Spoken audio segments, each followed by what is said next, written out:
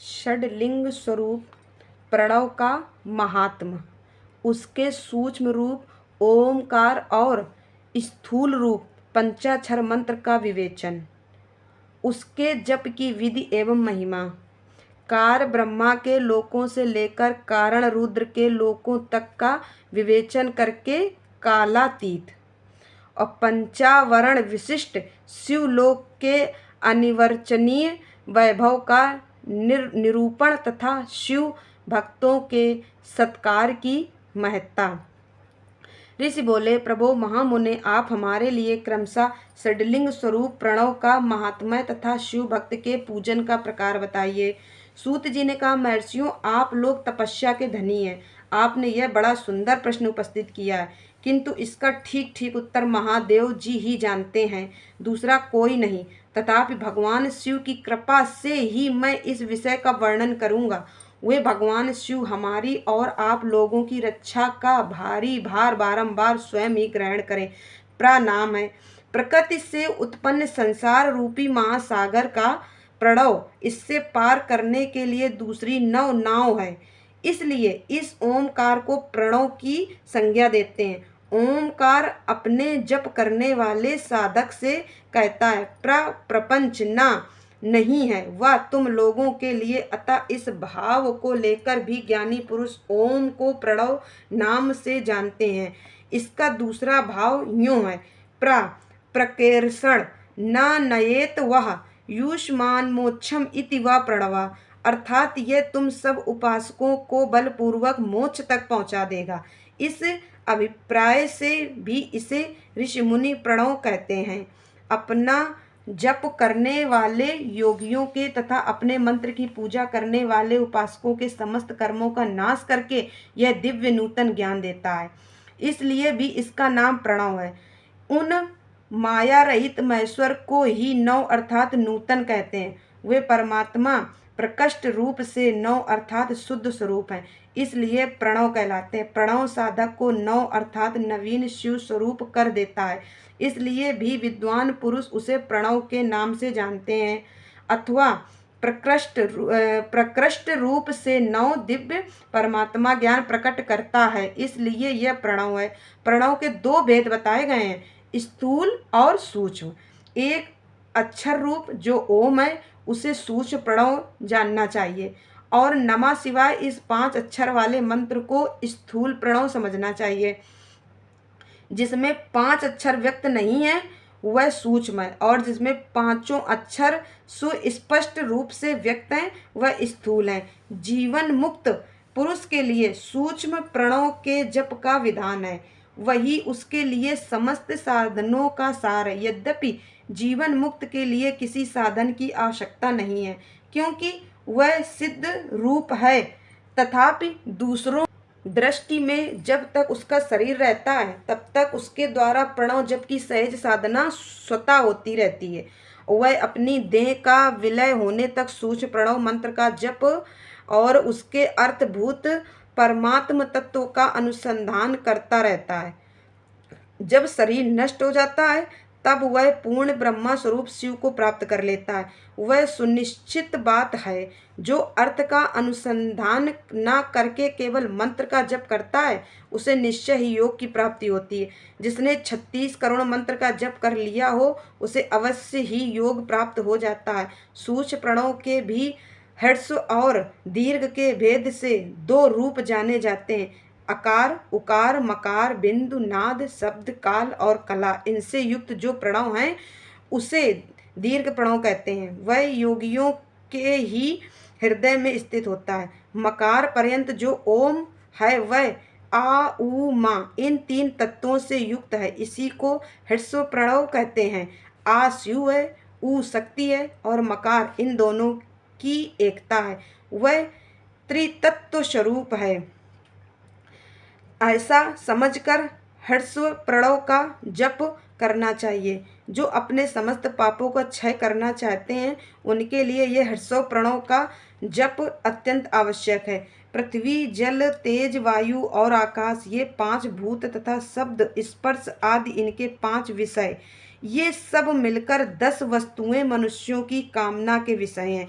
इनकी आशा मन में लेकर जो कर्मों के अनुष्ठान में संलग्न होते हैं वे 10 प्रकार के पुरुष प्रवृत्त अथवा प्रवृत्ति मार्गी कहलाते हैं, तथा जो निष्काम भाव से शास्त्र विहित कर्मों का अनुष्ठान करते हैं वे निवृत्त अथवा निवृत्ति मार्गी कहे गए हैं। प्रवृत्त पुरुषों को ह्रस्व प्रणव का ही जप करना चाहिए और निवृत्त पुरुषों को दीर्घ प्रणव का व्याहृतियों तथा अन्य मंत्रों के आदि में इच्छानुसार शब्द और कला से युक्त प्रणव का उच्चारण करना चाहिए। वेद के आदमी और दोनों संध्याओं की उपासना के समय भी ओमकार का उच्चारण करना चाहिए। प्रणव का 9 करोड़ जप करने से मनुष्य शुद्ध हो जाता है। फिर 9 करोड़ का जप करने से वह पृथ्वी तत्व पर विजय पा लेता है। तत्पश्चात पुनः 9 करोड़ का जप करके वह जल तत्व को जीत लेता है। पुनः 9 करोड़ जप से अग्नि तत्व पर विजय पाता है। तदनंतर फिर 9 करोड़ का जप करके वह वायु तत्व पर विजयी होता है। फिर 9 करोड़ के जप से आकाश को अपने अधिकार में कर लेता है। इसी प्रकार 9 करोड़ का जप करके वह क्रमशः गंध, रस, रूप, स्पर्श और शब्द पर विजय पाता है। इसके बाद फिर 9 करोड़ का जप करके अहंकार को भी जीत लेता है। इस तरह 108 करोड़ प्रणव का जप करके उत्कृष्ट बोध को प्राप्त हुआ पुरुष शुद्ध योग का लाभ करता है। शुद्ध योग से युक्त होने पर वह जीवन मुक्त हो जाता है, इसमें संशय नहीं है। सदा प्रणव का जप और प्रणव रूपी शिव का ध्यान करते करते समाधि में स्थित हुआ महायोगी पुरुष साक्षात शिव ही है, इसमें संशय नहीं है।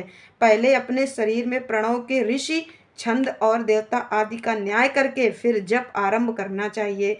अकारादि मात्र का वर्णों से युक्त प्रणव का अपने अंगों में न्यास करके मनुष्य ऋषि हो जाता है। मंत्रों के 10 विधि संस्कार, एक संस्कार मात्र का न्यास तथा षड्वशोधन नंबर 2 आदि के साथ संपूर्ण न्यास फल उसे प्राप्त हो जाता। प्रवृत्ति तथा प्रवृत्ति निवृत्ति से मिश्रित भाव वाले पुरुषों के लिए स्थूल प्रणव का जप ही अभीष्ट साधक होता है। क्रिया, तप और जप के योग से शिव योगी 3 प्रकार के होते हैं, जो क्रमशः क्रिया योगी, तपोयोगी और जप योगी कहलाते हैं। जो धन आदि वैभव से पूजा सामग्री का संचय करके हाथ आदि अंगों से नमस्कार आदि क्रिया करते हुए इष्ट देव की पूजा में लगा रहता है, वह क्रिया योगी कहलाता है। पूजा में संलग्न रहकर जो परिमित भोजन करता, ब्रह्मा इंद्रियों को जीत कर वश में किए रहता है और मन को भी वश में करके परद्रोह आदि से दूर रहता है, वह तपोयोगी कहलाता है। इन सभी सद्गुणों से युक्त होकर जो सदा शुद्ध भाव से रहता है तथा समस्त काम आदि दोषों से रहित तो शांत चित्त से निरंतर जप किया करता है, उसे महात्मा पुरुष जप योगी मानते हैं। जो मनुष्य 16 प्रकार के उपचारों से शिव योगी महात्माओं की पूजा करता है, वह शुद्ध होकर सालोक्य आदि के क्रम से उत्तरोत्तर उत्कृष्ट मुक्ति को प्राप्त कर लेता है। द्विजों, अब मैं जप योग का वर्णन करता हूँ, तुम सब लोग ध्यान देकर सुनो। तपस्या करने वाले के लिए जप का उपदेश किया गया है, क्योंकि वह जप करते करते अपने आप को सर्वथा शुद्ध निष्पाप कर लेता है। ब्राह्मणों, पहले नमा पद हो, उसके बाद चतुर्थी विभक्ति में शिव शब्द को भी पंच तत्वात्मक नमः शिवाय मंत्र होता है, इसे शिव पंचाक्षर कहते हैं। यह स्थूल प्रणव रूप है। इस पंचाक्षर के जप से ही मनुष्य संपूर्ण सिद्धियों को प्राप्त कर लेता है। पंचाक्षर मंत्र के आदि में ओमकार लगाकर ही सदा उसका जप करना चाहिए। द्विजों, गुरु के मुख से पंचाक्षर मंत्र का उपदेश पाकर जहाँ सुखपूर्वक निवास किया जा सके, ऐसी उत्तम भूमि पर महीने के पूर्व पक्ष शुक्ल में प्रतिपदा से आरंभ करके कृष्ण पक्ष की चतुर्दशी तक निरंतर जप करता रहे। माघ और भादों के महीने अपना विशिष्ट महत्व रखते हैं। यह समय सब समयों से उत्तमोत्तम माना गया है। साधकों को चाहिए कि वे प्रतिदिन एक बार परिमित भोजन करें, मौन रहें, इंद्रियों को वश में रखें, अपने स्वामी एवं माता पिता की नित्य सेवा करें। इस नियम से रहकर जप करने वाला पुरुष एक सहस्त्र जप से ही शुद्ध हो जाता है, अन्यथा वह ऋणी होता है। भगवान शिव का निरंतर चिंतन करते हुए पंचाक्षर मंत्र का 5 लाख जप करें। जप काल में इस प्रकार ध्यान करें, कल्याणदाता भगवान शिव कमल के आसन पर विराजमान है। उनका मस्तक श्री गंगा जी तथा चंद्रमा की कला से सुशोभित है। उनकी बाईं जांघ पर आदि शक्ति भगवती उमा बैठी हैं। वहाँ खड़े हुए बड़े बड़े गण भगवान शिव की शोभा बढ़ा रहे हैं। महादेव जी अपने 4 हाथों में मृग मुद्रा, टंक तथा वर एवं अभय की मुद्राएं धारण किए हुए हैं। इस प्रकार सदा सब पर अनुग्रह करने वाले भगवान सदाशिव का बारंबार स्मरण करते हुए हृदय अथवा सूर्य मंडल में पहले उनकी मानसिक पूजा करके फिर पूर्वाभिमुख हो पूर्वोक्त पंचाक्षर विद्या का जप करें। उन दिनों साधक सदा शुद्ध कर्म ही करें और दुष्कर्म से बचा रहे। जप की समाप्ति के दिन कृष्ण पक्ष की चतुर्दशी को प्रातःकाल नित्य कर्म करके शुद्ध एवं सुंदर स्थान में शौच संतोषादि नियमों से युक्त हो शुद्ध हृदय से पंचाक्षर मंत्र का 12 सहस्त्र जप करें। तत्पश्चात 5 सप्तनीक ब्राह्मणों का जो श्रेष्ठ एवं शिव भक्त हों वर्ण करें। इनके अतिरिक्त एक श्रेष्ठ आचार्य प्ररव का भी वर्ण करें और उसे सांब सदाशिव का स्वरूप समझें। ईशान तत्पुरुष अघोर वामदेव तथा सद्योजात इन पांचों के प्रतीक स्वरूप 5 ही श्रेष्ठ और शिव भक्त ब्राह्मणों का वर्ण करने के पश्चात पूजन सामग्री को एकत्र करके भगवान शिव का पूजन आरंभ करें। विधि पूर्वक शिव की पूजा संपन्न करके होम आरंभ करें। अपने ग्रह सूत्र के अनुसार सुखांत कर्म करके अर्थात परिसमूहन, उपलेपन, उल्लेखन, मृद उद्धरण और अभ्युक्षण इन पंचभू संस्कारों के पश्चात वेदी पर स्वाभिमुख अग्नि को स्थापित करके कुशकंडिका के अनंतर प्रज्वलित अग्नि में आज भागांत आहुति देकर प्रस्तुत होम का कार्य आरंभ करें। कपिला गायक के घी से 11, 101 अथवा 1001 आहुतियाँ स्वयं ही दें अथवा विद्वान पुरुष शिवभक्त ब्राह्मणों से 108 आहुतियाँ दिलाएं। होम कर्म समाप्त होने पर गुरु को दक्षिणा के रूप में 1 गाय और बैल देने चाहिए। ईशान आदि के प्रतीक रूप जिन 5 ब्राह्मणों का वर्ण किया गया हो उनको ईशान आदि का स्वरूप ही समझे तथा आचार्य को सांब दशा शिव का स्वरूप माने। इसी भावना के साथ उन सबके चरण धोएं और उनके चरणोद से अपने समस्त को सींचें। ऐसा करने से वह साधक अगणित तीर्थों में तत्काल स्नान करने का फल प्राप्त कर लेता है।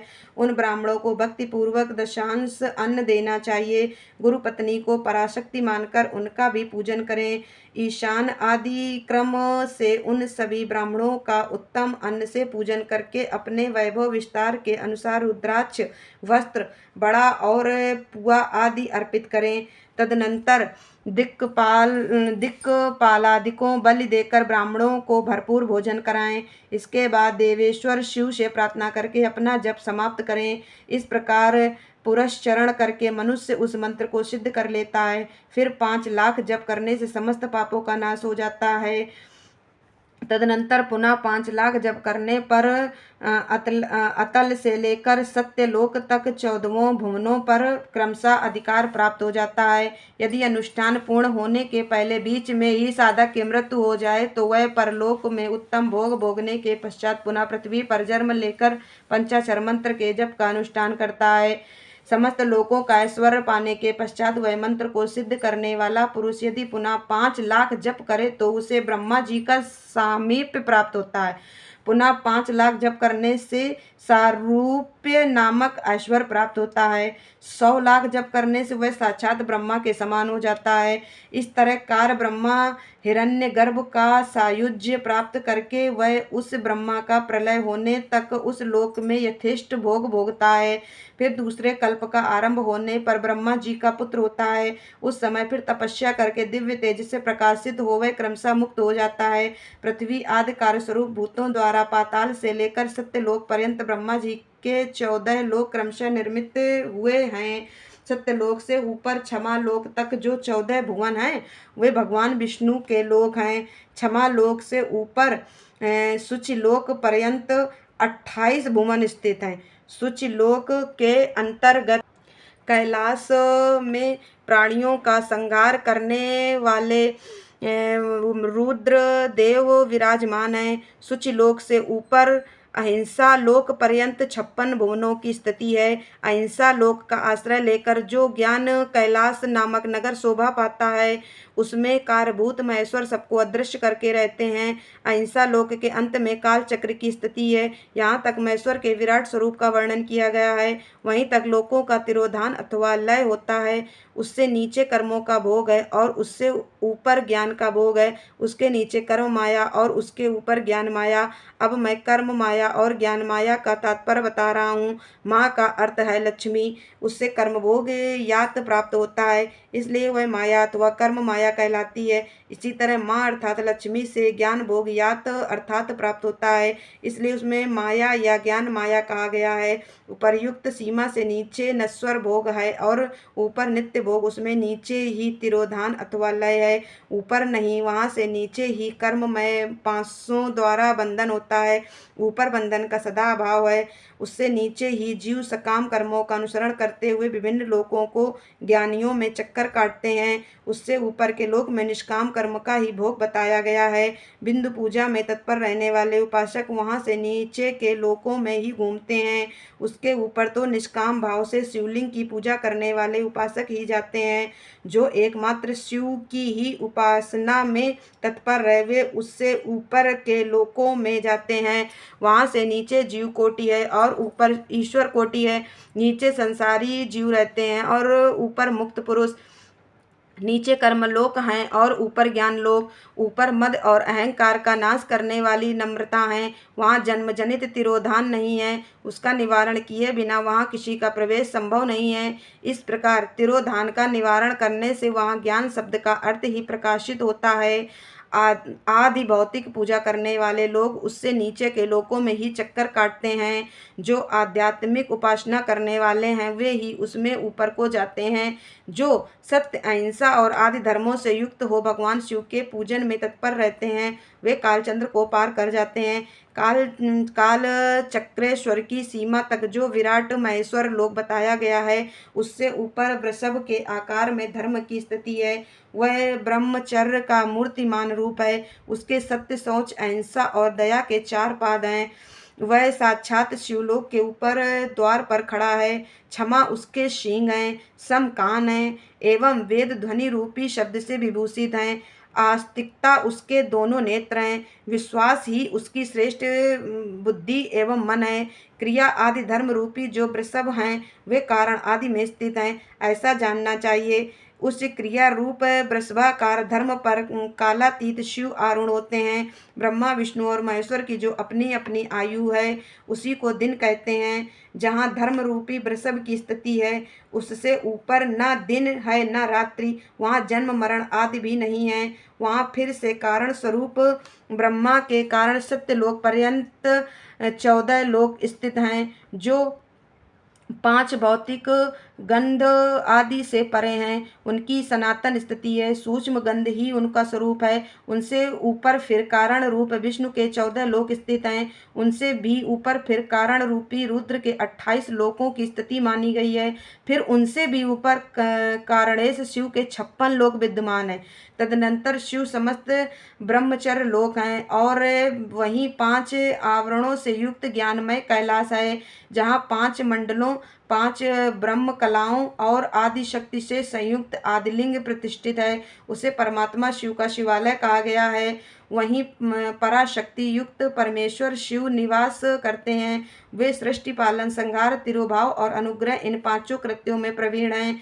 उनका श्री विग्रह सच्चिदानंद स्वरूप है। वे सदा ध्यान रूपी धर्म में ही स्थित रहते हैं और सदा सब पर अनुग्रह किया करते हैं। वे स्वात्मा राम हैं और समाधि रूपी आसन पर आसीन हो नित्य विराजमान होते हैं। कर्म एवं ध्यान आदि का अनुष्ठान करने से क्रमशः साधन पथ में आगे बढ़ने पर उनका दर्शन साध्य होता है। नित्य नैमित्त आदि कर्मों द्वारा देवताओं का यजन करने से भगवान शिव के समाराधन कर्म में मन लगता है। क्रिया आदि को शिव संबंधी कर्म है, उनके द्वारा शिव ज्ञान सिद्ध करें। जिन्होंने शिव तत्व का साक्षात्कार कर लिया है अथवा जिन पर शिव की कृपा दृष्टि पड़ चुकी है, वे सब मुक्त ही हैं, इसमें संशय नहीं है। आत्म स्वरूप से जो स्थित है वही मुक्ति है। एकमात्र अपने आत्मा में रमण या आनंद का अनुभव करना ही मुक्ति का स्वरूप है। जो पुरुष क्रिया, तप, जप, ज्ञान और ध्यान रूपी धर्मों में भली भांति स्थित हैं, वह शिव का साक्षात्कार करके स्वात्मा राम तत्व स्वरूप मोक्ष को भी प्राप्त कर लेता है। जैसे सूर्यदेव अपनी किरणों से अशुद्धि को दूर कर देते हैं, उसी प्रकार कृपा करने में कुशल भगवान शिव अपने भक्त के अज्ञान को मिटा देते हैं।